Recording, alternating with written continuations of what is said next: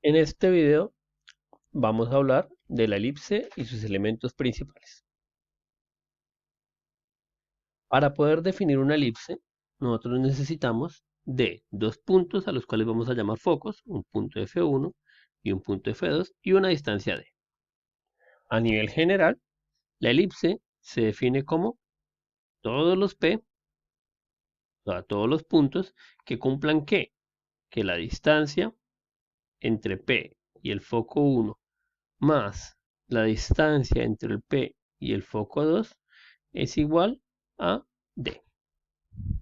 Esta es la definición de una elipse. Fíjense cómo acá estamos usando el foco 1, el foco 2 y el D. Esos son los tres datos de los cuales requiere una elipse para ser construida o definida. A nivel geométrico, la imagen de una elipse es básicamente una circunferencia que está siendo achatada o aplastada, ¿sí? O estirada, como quieran verlo. Es como una elipse que se estira, como una circunferencia que se estira. Vamos a ver ahorita una imagen de una elipse y vamos a aclarar cuáles son los elementos principales de la elipse. Entonces, esta es la definición. Vamos a trabajar con la imagen. Durante este curso vamos a trabajar con elipses horizontales y verticales. ¿Qué me quiere decir eso?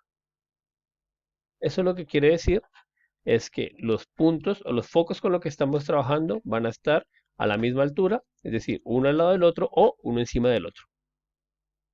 En este caso, para los ejemplos y nombrar los elementos principales de la elipse, vamos a trabajar con una elipse horizontal.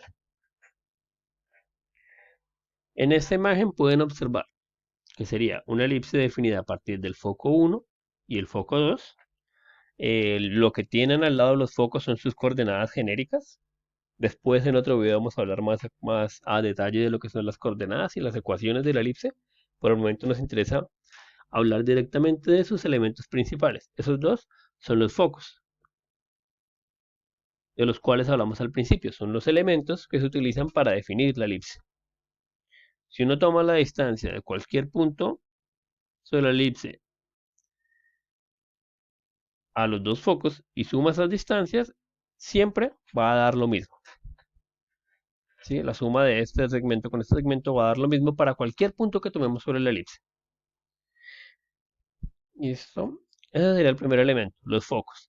El siguiente elemento es lo que es conocido como el eje focal. Eje focal. ¿Quién es el eje focal? El eje focal se conoce como la recta que pasa por los dos focos. En este caso sería una recta que pasa por F1 y F2 que se extiende de manera infinita. ¿Mm? También está definido su centro. El centro de la elipse va a ser el punto medio entre los dos focos. En este caso lo podemos ver que el centro está acá. Este centro se va a usar más adelante para realizar bosquejos de la elipse y poder hallar a partir de él sus elementos principales. Pero eso es algo que haremos en otro video. Después de tener los focos, el eje focal y el centro, podemos definir lo que son los semiejes. Los semiejes. En este caso tenemos dos, uno mayor y uno menor. El semieje mayor es este que está ubicado sobre el eje focal. Es este segmento que está ubicado sobre el eje focal y que tiene como extremos los puntos sobre la elipse. Y el semieje menor es el que es perpendicular al eje focal y pasa por el vértice. También tiene como extremos puntos de la elipse. Este de acá es el semieje menor. También quiero aclarar que todo esto se ve así porque estamos trabajando en una elipse horizontal. En el caso de que fuera una elipse vertical, voy a hacer un pequeño bosquejo aquí abajo. Una elipse vertical sería más o menos así y tendría los focos de esta forma. Eso lo que va a hacer es que su eje focal sea vertical y pues el centro esté, bueno, en medio. Básicamente sus partes son las mismas, pero se está ubicado de manera vertical. Seguimos hablando de los elementos principales. Ya tenemos focos, eje focal, centro, semiejes. También está los lados rectos. Los lados rectos son estos dos lados que están ubicados sobre cada foco. Son segmentos perpendiculares al eje focal que pasan por los focos y que tienen como extremos puntos sobre la elipse.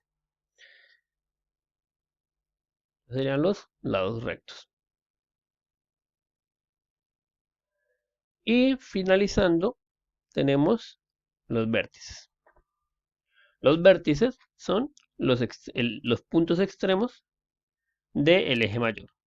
Aquí tenemos el vértice 1 y el vértice 2. Esa es la idea de los elementos principales de la elipse.